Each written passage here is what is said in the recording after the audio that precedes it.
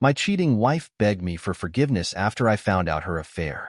Then she slapped me cause I didn't. So I slept with the affair partner's wife and got my revenge.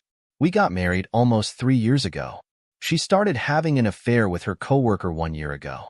I got to know that because I saw his car outside my house one day. I had my suspicions. I hired a PI and gathered evidence that she was having an affair with him. I was angry. Then I got a call from the coworker's wife that she came to know about the affair. She only had texts they used to send, but I have all the receipts of their hangouts. Together, we decided to confront them. We used to meet up a lot. She told me she had suspected his affair since her pregnancy. They have 3 children together. One day we had an idea that we should sleep with each other as revenge. We did not going to lie. It felt good. We've been meeting and having sex for a while. She's an amazing woman. I would say she's better at some things in bed than my wife. Mostly I'm very angry towards my wife because in some of her texts with her affair partner, she and affair partner made fun of affair partner's wife saying things like she has gained weight. Her girl parts were destroyed and other disgusting stuff. I cannot believe that she would say something like this while being a woman. She even made fun of my fertility issue, saying that I'm not a man because the chances of me having kids is very low. I do not feel bad about my affair. I like the sex life I had with affair partner's wife way more than my wife. She hardly ever gives me oral, but expects me to give her one. At least affair partner's wife was more enthusiastic about it, and it was the best oral I ever had. Affair partner's wife wants to tell her husband. I guess we are both tired about carrying out the revenge affair. We both got carried away. We were both so driven by the revenge that we got addicted to it. I will confront my wife soon. I already have the divorce papers ready. Since we do not have a joint account or marital assets, it will be easy for U.S. affair partner's wife might have some problems because they have kids, but she has the power to take him to the cleaners. I know I sound like an awful person, but I'm already checked out of my marriage. Let's see some top comments. Careless Welder 40 says, I'm happy. You're happy. Don't get married to affair partner's wife. That way she can keep her alimony. Hope you guys live happy together when life gives you lemons. You make lemonade. The Opie replies, I'm not really sure if I want to pursue anything romantic now with her. Sex was great over the top, but we only hooked up for 2 months. If she's willing to pursue a relationship, then I would be okay with it. But my lawyer advised me and her to keep it quiet and not to make any further moves. Someone else responds, when all the dust settles, continue with the other betrayed spouse. Sometimes you have to remove the piece of crap people in your life to find a gem. Make sure and twist the knife deep when your ex finds out. She will know who's really infertile. The Opie replies, well, she is a beast in bed after the first time. I wondered if her husband was bad at sex or just an idiot to think my wife is better than her in bed. Updates. I totally forgot about this Reddit account. Well, I do have an update like most of you requested. I served her divorce papers on July 16th. I delayed because I needed to get some things in order. So I served her divorce papers at her work when she came home. I packed up her things and told her to go and stay with her dad. She did what typical cheaters do. She begged apologize and blamed me for her affair. I was prepared for all of that. She was stubborn and told me she would not leave and will fix our marriage. I reminded her the house belongs to my parents.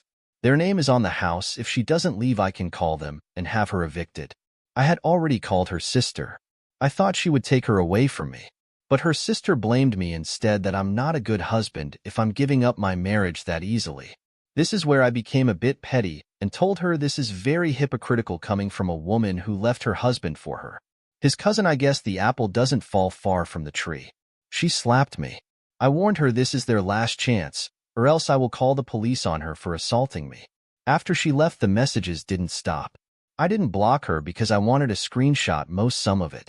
She says she was sorry, begging me to take her back. She mocked me and said she never enjoyed any lovemaking that we did, and she and her affair partner had sex on every furniture in our house. I don't know how much of it is true, but I will be replacing my furniture regardless. I wanted to tell her the other betrayed spouse, and I defiled her car by having sex on it. But I didn't the last time I spoke to her. She apologized to me. This time the apology seemed sincere. She told me she got carried away. Lately she's been thinking about having kids, as I have mentioned in my previous post. I cannot have children. She knew that and told me she wants to be child-free. but now she's in her mid-30s. She's been really wanting to become a mom, and the fact that I cannot give it to her angered her and cheated just to cope with it. She told me she was wrong and I was the best partner and husband anyone could ever have, but she just wanted more. I asked her why didn't she just say so we could have adopted or went to a sperm bank. I asked her if she was pregnant. I don't know, but it looked like she murmured. Yes. I knew this wasn't my baby. All hopes for reconciliation is out the window now. Imagine if I never discovered the affair, she would have passed this pregnancy as a miracle baby. I just congratulated her and said I hope she has a wonderful baby. I want this divorce ASAP as for a fair partner's wife. She also served her husband and is taking him to the cleaners. She's not backing down. I only talked to her a couple of times. She ran to the lot that she wasted her best years and youth on a disgusting man. She complained she left her modeling career just to be with him and whatnot. I think she still looks hot. We didn't have any contact for a while. There was one time she drunk texted me with a sleazy picture asking me to come over, but I refused. She did apologize after that.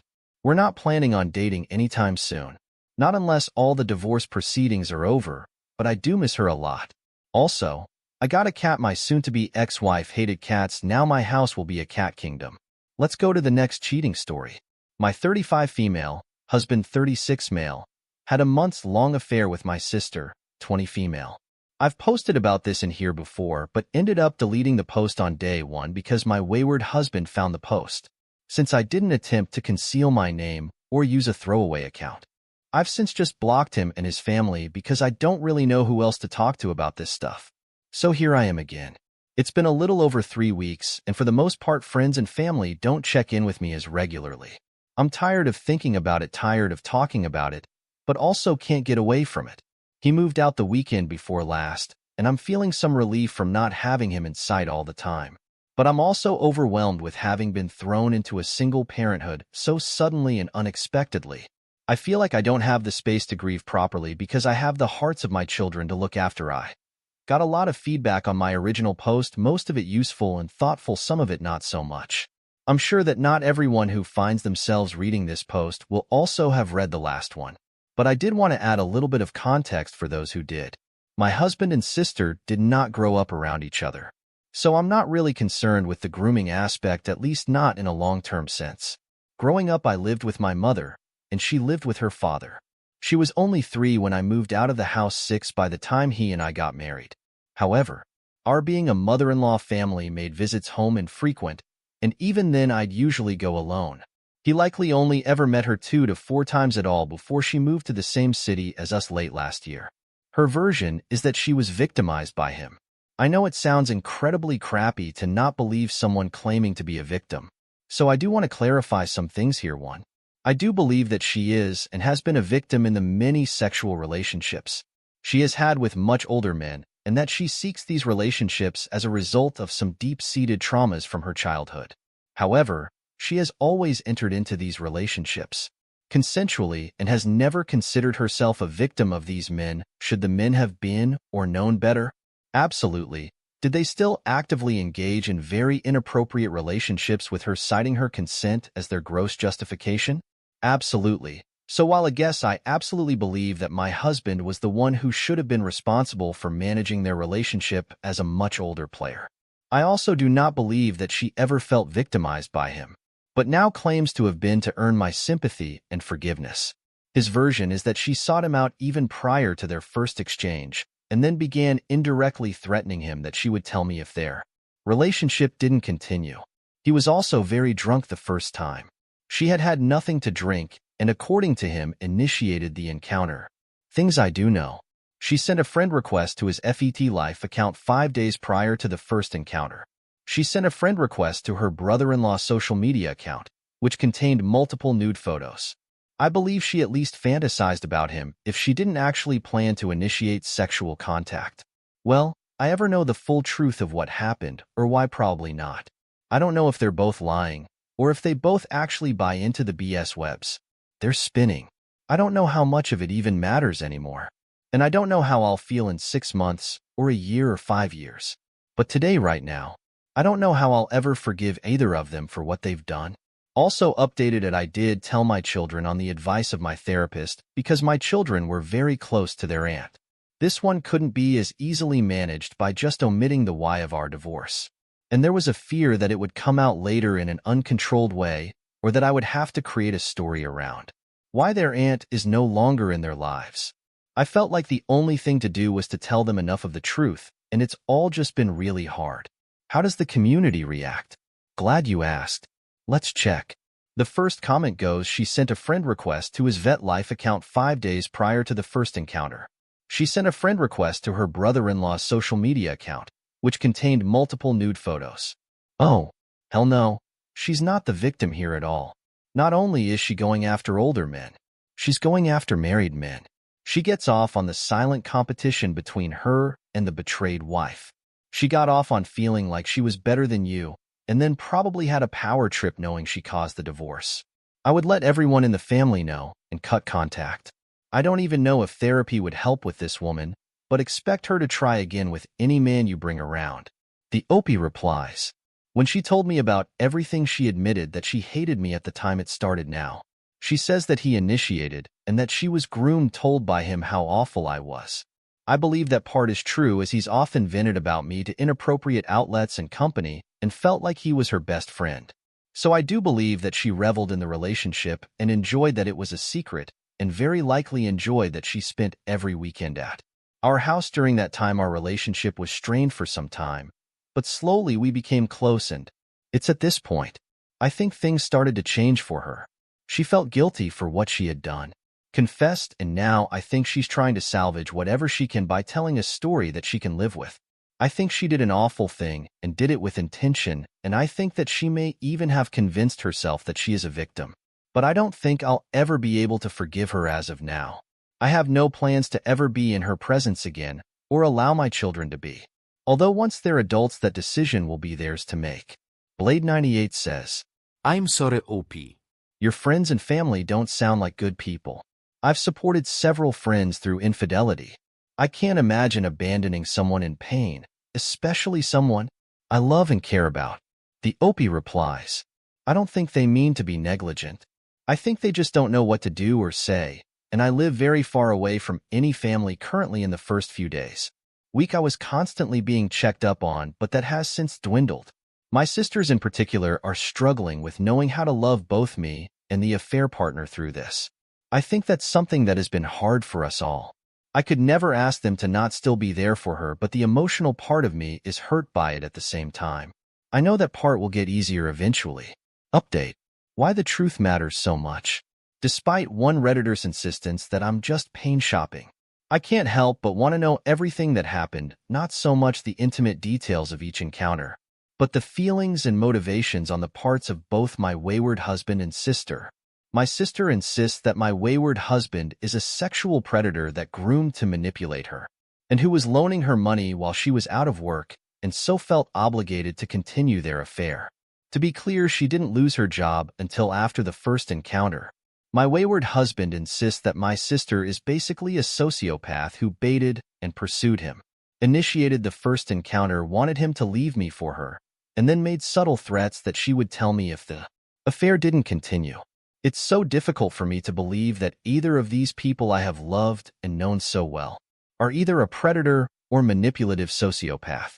They're both coming down hard on me for not believing their individual versions and really not allowing me all that much grace or understanding when it comes to my inability to detect or know the truth.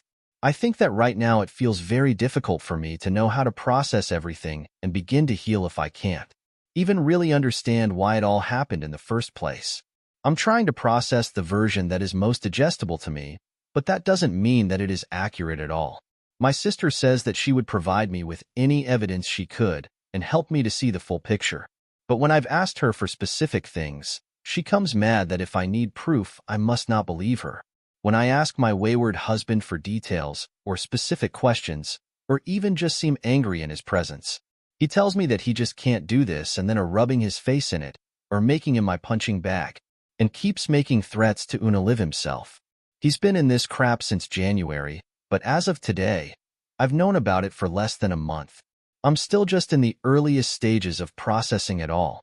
of figuring out what my and my children's new lives look like, of learning how to navigate all of this difficult legal stuff I have no prior experience with, of carrying on in my personal and professional lives while simultaneously carrying all of the heaviness of this emotional burden around with me. And still neither of them seem to understand my anger or inability to trust anything they say.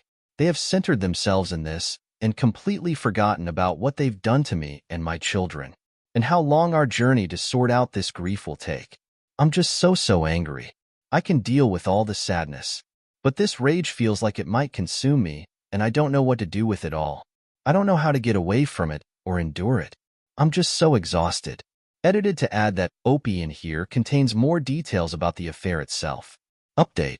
It hasn't even been 2 months since I found out, but it feels like it's been 10 times that long. It's already hard to remember the time before all of this. I know it's been recommended that we not go this route, but we've decided to move ahead with divorce proceedings using a mediator only.